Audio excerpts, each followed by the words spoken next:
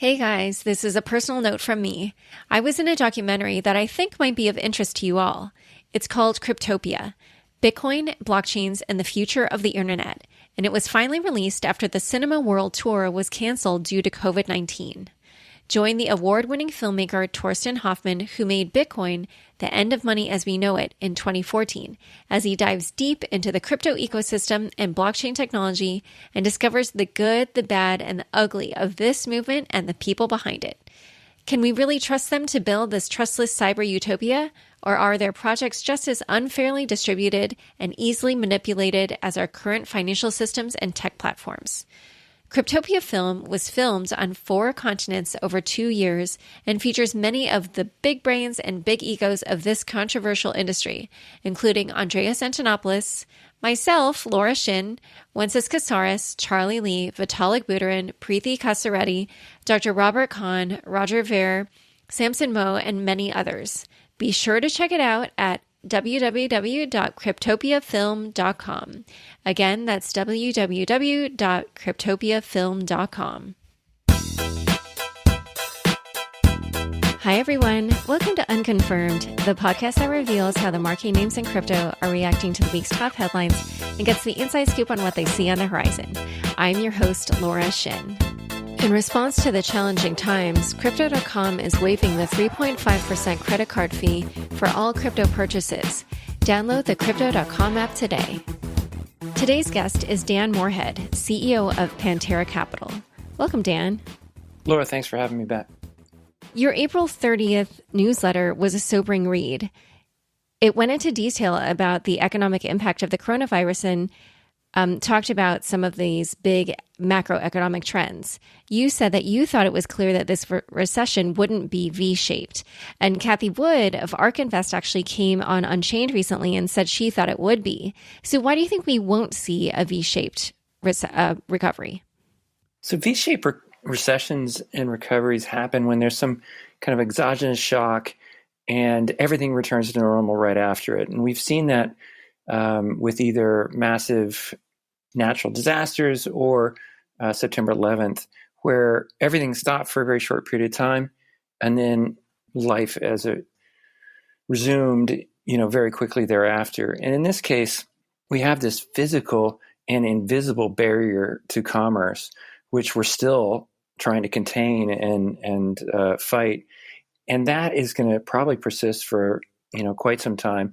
And it prohibits people from going out and doing the usual commerce that they would typically do. And so unfortunately, I don't see it bouncing quickly back. And then secondly, that virus has created essentially a psychological dimension to this. And so even if a panel of experts said, this thing is contained and gave everyone the thumbs up, go back out and resume your life as normal, I think it's going to take a while for people to get the confidence to want to, get in a crowded airplane or go into a movie theater. And then, one of the silver linings of this is, people may have learned new positive attributes to life, and they'll realize, hey, maybe I really just don't need to travel for these business meetings, and I can do them on Zoom, or, maybe I don't need to, consume as much as I used to consume, because actually it's nice just kind of hanging out with the kids. And, so I think it's going to be a very slow bounce back. And we even saw in the 2008-9 recession, it took 3 years to achieve the same level of absolute GDP as before the recession. And I think this one, unfortunately, is going to be somewhat similar. And so you mentioned also in the newsletter that you expect the recovery will resemble an L. So what does that look like in practice? Like, what businesses do you think will be able to open or, won't be affected as much? Like, what will people be doing? Like, how do you expect things to look kind of maybe a year or two out? Yeah. So one of the things we profiled in our letter is the dynamics of school. And with basically almost, I think there's one school in rural California that's open right now, but with the other 5,000 schools in the United States closed, all those kids are at home. And so parents, are responsible for their children. And according to the BLS, 40% of American families have a child under 18 at home. So, almost half of American families have a youngster at home. And then the surprising thing is even when both parents work, even when in married households, 64% both parents work, so that there's no kind of flexibility there. And 93% of men with kids under 18 are in the workforce, and even 72% of women are in the workforce. So it means everybody with a kid is in the workforce. And so it's going to be very difficult to restart the economy before you restart the schools. And, that's one of the impediments. There's several like that. So I think with the psychological impacts and with these kind of practical impacts, that it's hard for parents to get back to work if the schools and daycare centers aren't open yet. It's going to mean a very slow recovery coming out of this. How do you think the government's response in terms of monetary and fiscal policy will affect the recovery?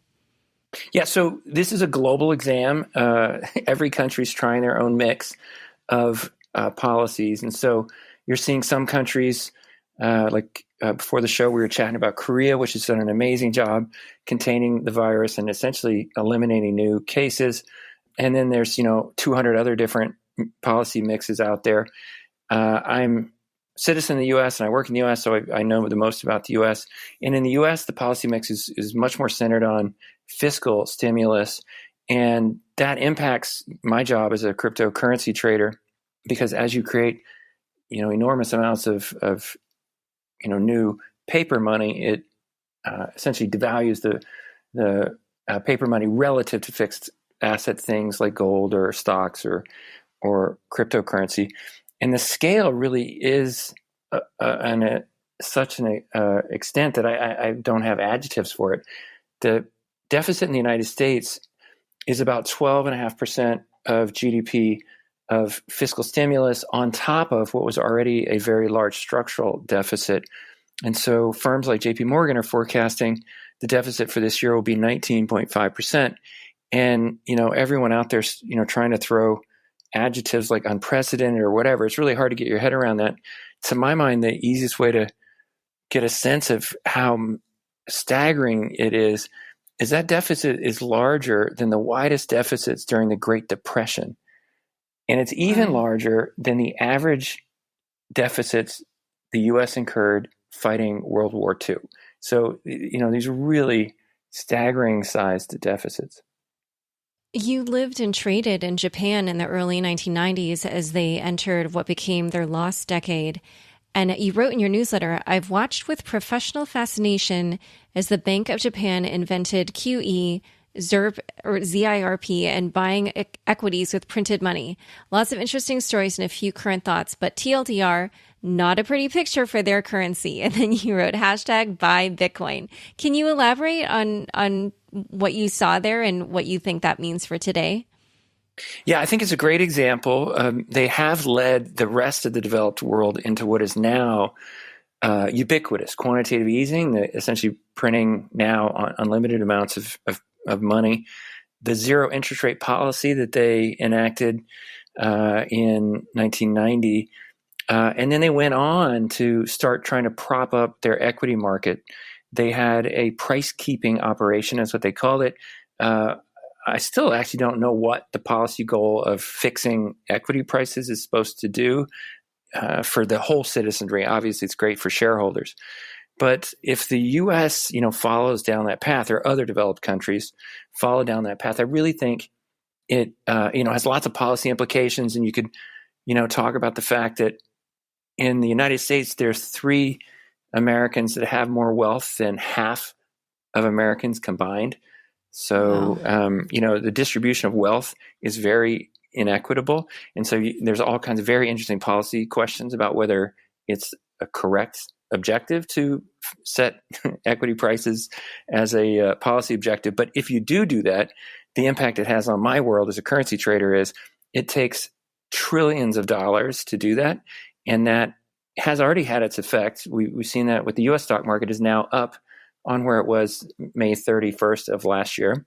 So this massive inflow of money is supporting equities, but it also has to support other fixed quantity things like gold or Bitcoin or other cryptocurrencies. And what we saw in the Japan case in the currency specifically is as they keep printing more and more Japanese yen, the value of each one of those yen relative to other things, like other countries' currencies, has to debase or devalue. And the graph that we put in our investor letter shows the price of the Japanese yen adjusted for inflation and weighted against all of their trading partners. So it's kind of a single price of the yen, going down from 140 units on an index down to about 75. And so, they lost almost 50% of the value of their currency over that time period. Wow. So obviously I can see how, that would fuel your buy Bitcoin hashtag. But one other thing I saw in your March newsletter is you at that time said that you thought tokens would outperform venture. And I was curious, why did you think that? And then how has that thesis borne out? Sure. So when we wrote our investor letter in kind of the week after the crisis started in mid-March, we made a short-term forecast that tokens would outperform venture. And that has actually happened. And we think it'll probably continue for the next few months. And the reason being, tokens have the unique characteristic amongst all software protocols in having a real-time price feed. That's sometimes a really good thing, sometimes a bad thing, that everyone focuses on the price of Bitcoin or the price of ETH or the price of XRP when, they really are multi-decade projects, and maybe we shouldn't obsess about the short-term movements, but we do have that. And so they reset very quickly. On March 12th, cryptocurrencies went down, almost 50%. And then, so you get an instantaneous price reset. Whereas venture is kind of asynchronous, that you have a whole bunch of sellers of venture, the developers or entrepreneurs who are building companies, who don't reset in their valuations as quickly as the buyers. And so when you have a crisis like this, you essentially get a period where very few transactions actually happen.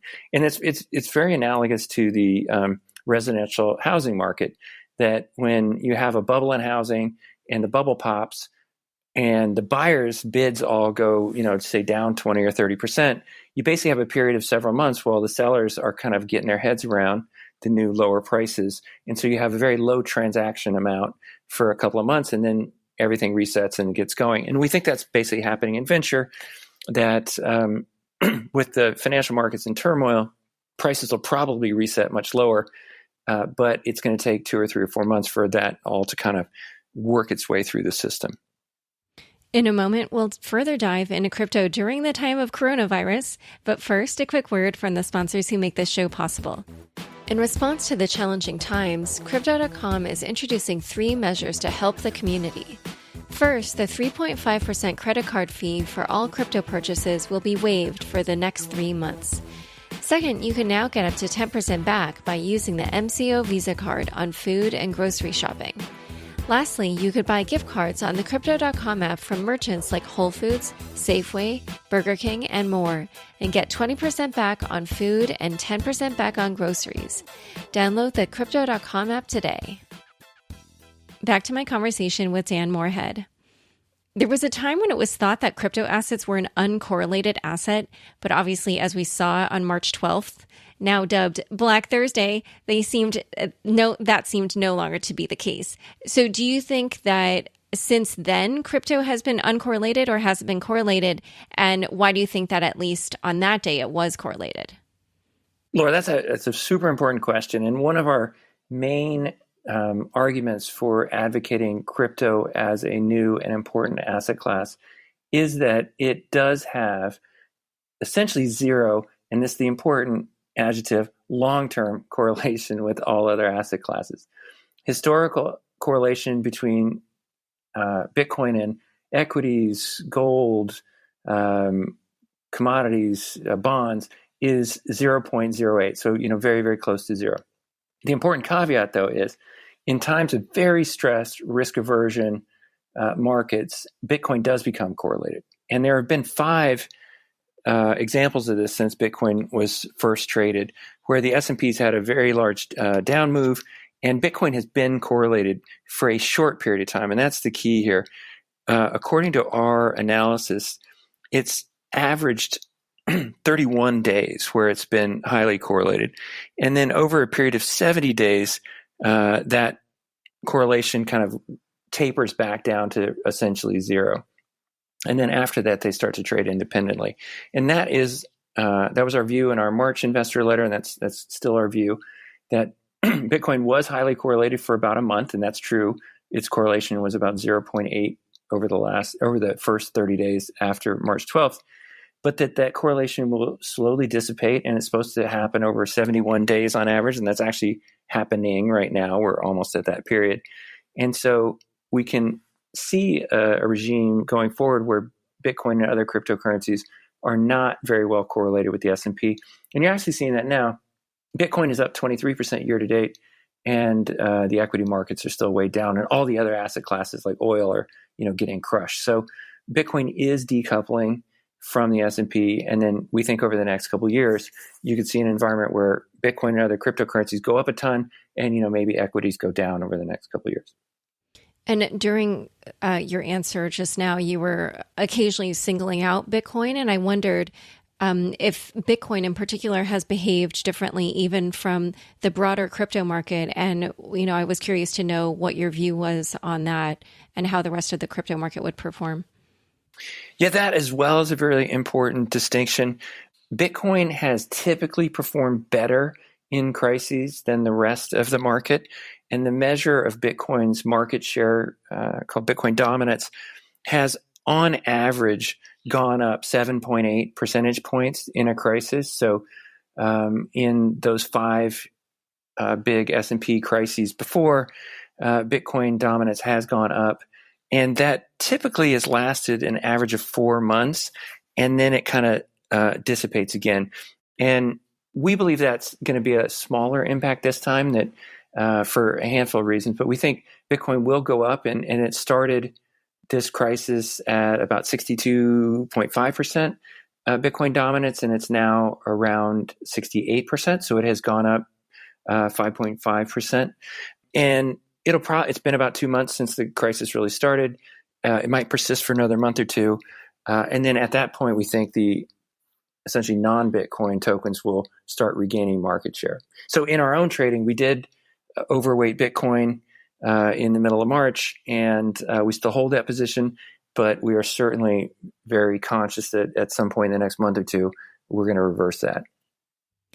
And there's a more short-term event that everybody's looking forward to, which is the halving next week. What do you expect to happen, both kind of like in the, immediately after the halving, as well as further into the future? Yeah, it's a fun one. Everyone gets super excited about it. And then the halving in 2012 and 16, everybody got really excited. And in those cases, they were right. It caused a huge change in the markets. And so you can have people that would say, theoretically, if efficient markets theory holds, and we all know this is going to happen, and we've known this halving is going to happen for 10 years because Bitcoin's money supply is fixed and known, it should all be priced into the market. But there's this great line attributed to Warren Buffett that goes against that dogma, saying that the markets are almost always efficient, but the difference between almost and always is worth 80 billion to me. And that's my view, is that some things that we all know are going to happen still do actually impact the markets.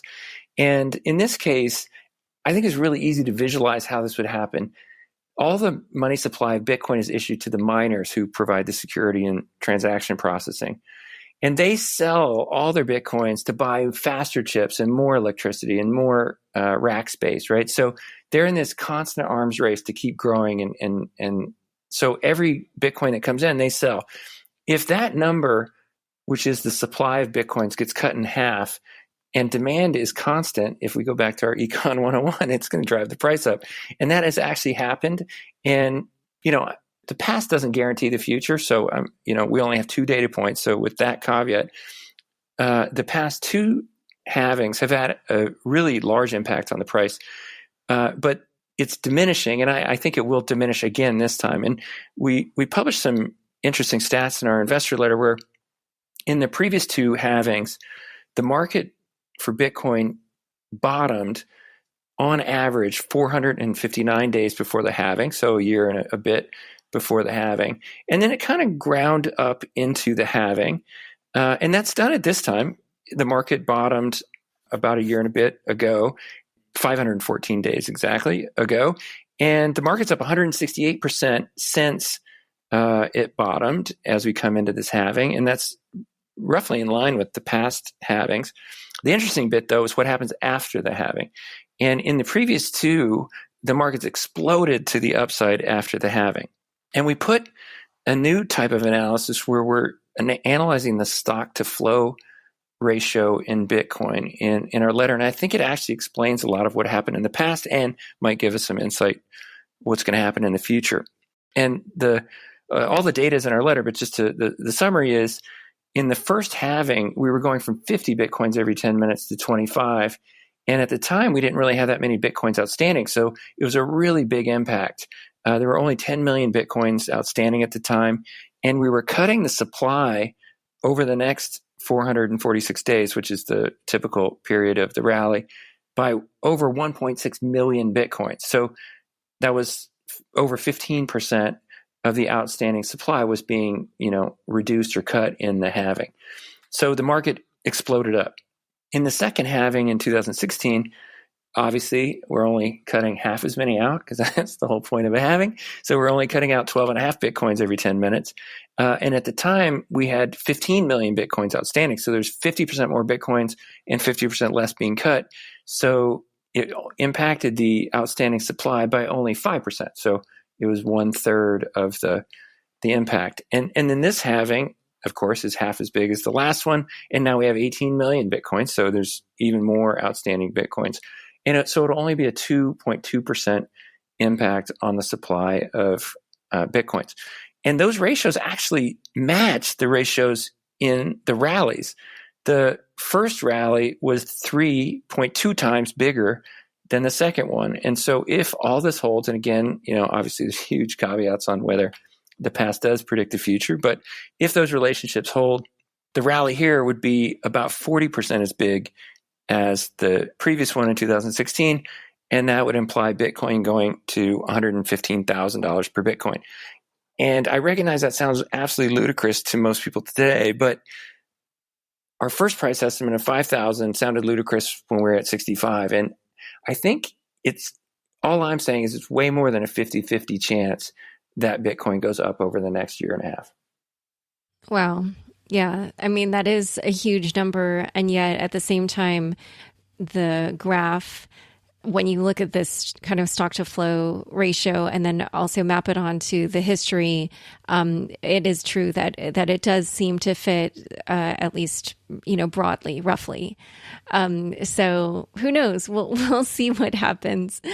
So one other thing I wanted to ask about was you also did mention in your newsletter that venture investing in crypto during the crisis, I just want to ask you, how has that been affected during this crisis? So it'll be fascinating to see how it plays out. We're only, 7 weeks into this. I would think the number of transactions can go down very steeply. So there's a lot of investors that are pulling back and not, wanting to invest until, essentially all the dust settles and they see where it is. We're actually much more kind of constructive or engaged. And so we've done 4 transactions since the crisis began, a couple directly with companies. We're going to announce one tomorrow. And then we are also adding to positions we already have in the secondary market from, early investors that need some liquidity for, other reasons. And we have featured a table in our investor letter from Cambridge Associates, one of the largest advisors in this space, in the endowment space, that confirms the intuition that venture investing after a crisis is actually the very best time. And it goes through the 10 years of venture prior to the last crisis, so 1999 to 2008. Those had an average IRR of 6.28. And then the years directly after the crisis, the ones that could buy assets at much cheaper prices, those are the ones that had very high teens and sometimes 20 plus IRRs. And the average return of the post-crisis vintages was 18.21. And I think that's going to repeat itself within venture generally, but then, we're obviously only interested in the blockchain sector. And so we're very excited about investing in venture now because we think prices will be cheaper and returns will be higher over the next 4 or 5 years. And last quick question before we go. Stablecoins have seen a lot of growth during this crisis, but how would you say that business model will do with interest rates at or near zero? Yeah, so stablecoins really have finally come into their own. And, we follow our portfolio company Circle's stablecoin USDC, and that increased 60% after the crisis began. So the outstanding issuance of USDCs exploded because people want to use it either to store their wealth or to have a very instantaneous transactional currency. And I think their usage will really grow throughout this, because if you think back to the last crisis, would you rather have your savings in the Lehman Brothers of 2020 or a token you control, which is fully backed by U.S. Treasuries? And I think more and more people will realize that a stablecoin backed by U.S. Treasuries is going to be way more safe than any kind of levered finance firm. The business model, such as it is for things like Libra or USDC, is to retain essentially the float off of the government debt securities that they own. And I'm a firm believer that the zero interest rate policy is going to be with us for, at least a long time, if not forever. And so it will reduce the income basically of these stablecoin projects. That doesn't make them any, less likely to happen. They're certainly going to happen because they have a ton of utility. But the companies that sponsor these stablecoin projects will probably earn less revenue. All right. Well, we'll see how this all plays out. And I have to say, after listening to you, I definitely would say this probably does sound bullish for Bitcoin. But it sounds like also we'll have to wait at least, I don't know. What do you think? 18 months before we'll know? Oh, I really, I've been fascinated by this for 9 years. This is the time, right? Over the next 2 years, I think we're really going to see blockchain prove itself.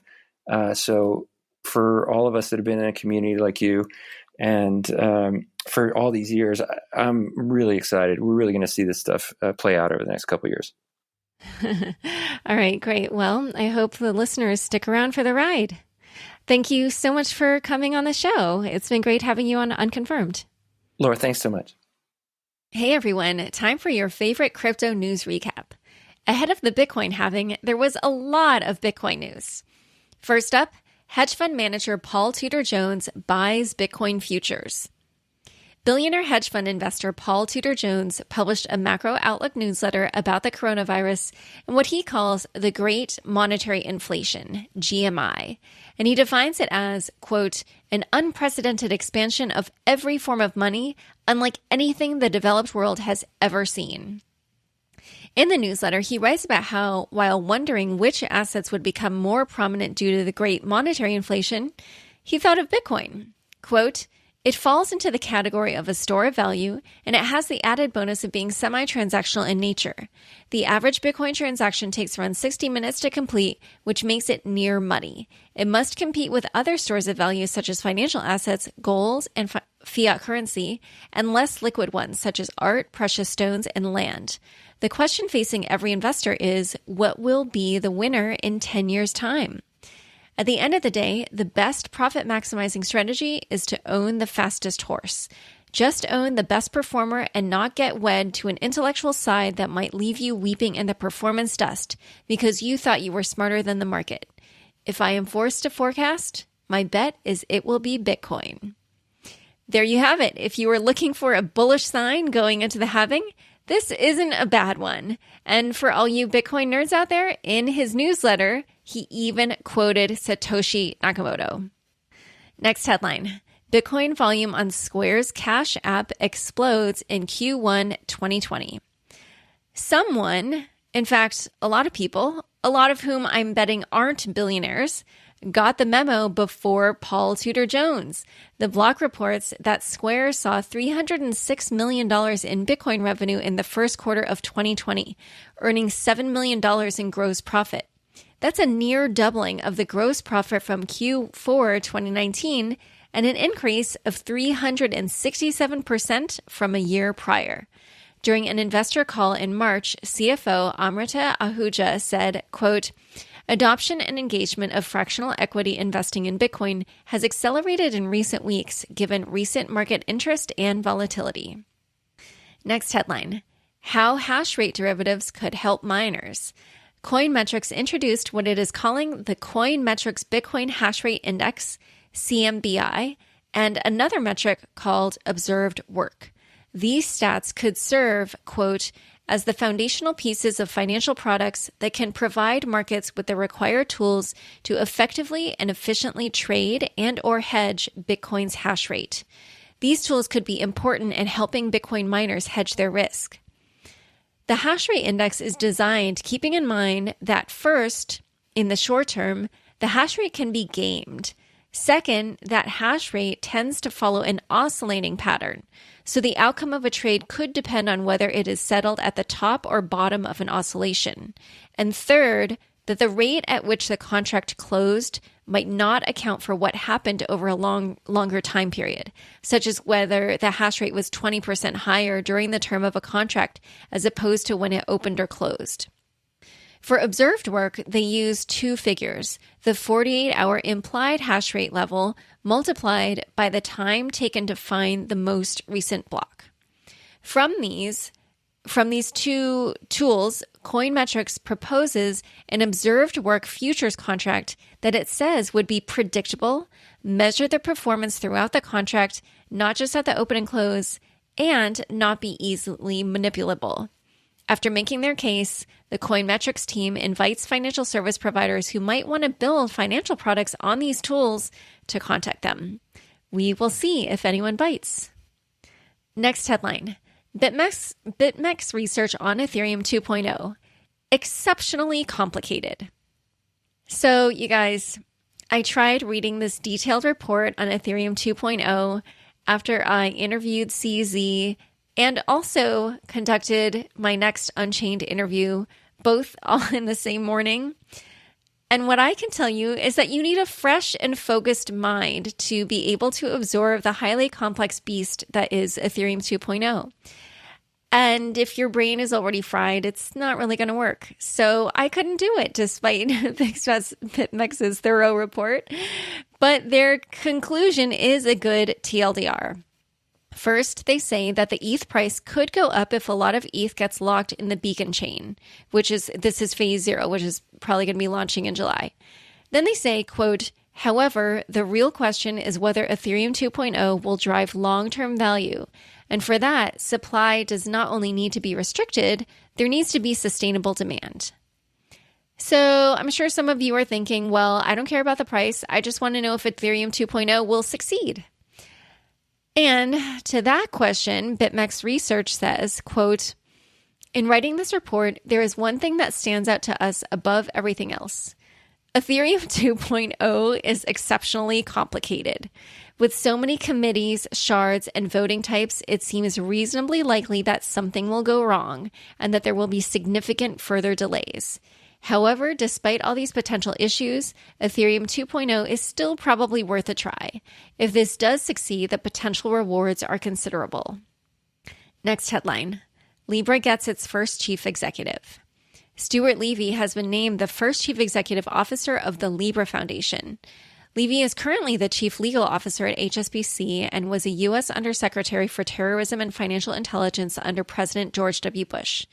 He told the Financial Times, quote, one of the things I intend to do when I started the Libra Association is to review in detail the current plans that are in place for financial crime, compliance, and frankly, all of the other critical controls.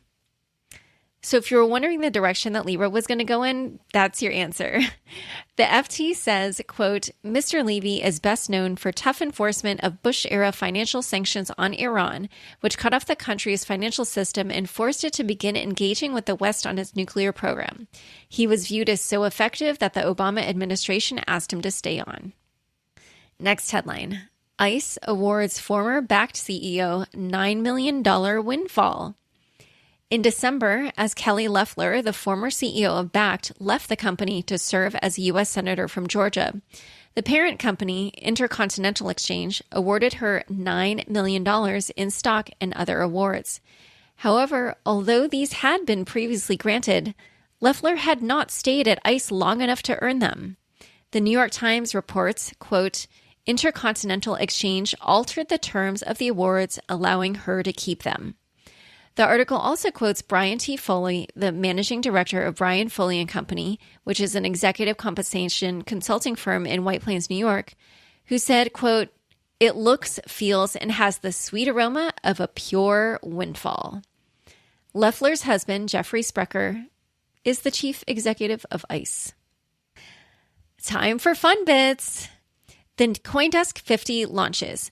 Crypto publication CoinDesk has published, at least as of the time of this recording, the first 10 in a list of the 50 most innovative, consequential, and viable projects in crypto.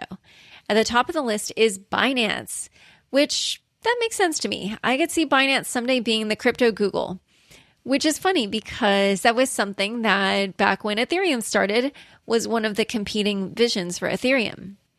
Ethereum itself came in at number 2 on the CoinDesk list. CoinDesk called Ethereum's central role in the ICO craze, the DeFi trend, and in the growth of stablecoins as the reasons why it made the list. The CoinDesk 50 also ranks traditional financial services firm Fidelity at number 3. I would say it's an interesting list. I don't agree with every choice, but you should definitely check out the full thing, and CoinDesk will be revealing all 50 by the time its consensus distributed conference gets started next week. And by the way, I will also be co-hosting a segment with Michael Casey on Monday, so you should definitely check that out. It's at, I think it's at 11 or 11:30 a.m. Eastern. All right. Well, thanks for tuning in. To learn more about Dan and Pantera Capital, be sure to check the links in the show notes of your podcast player. Want to get more people into crypto? Spread the word about Unconfirmed. The easiest way to do that is to rate and review us on your preferred podcast player. Unconfirmed is produced by me, Laura Shin, with help from Fractal Recording, Anthony Yoon, Daniel Ness, Josh Durham, and the team at CLK Transcription. Thanks for listening.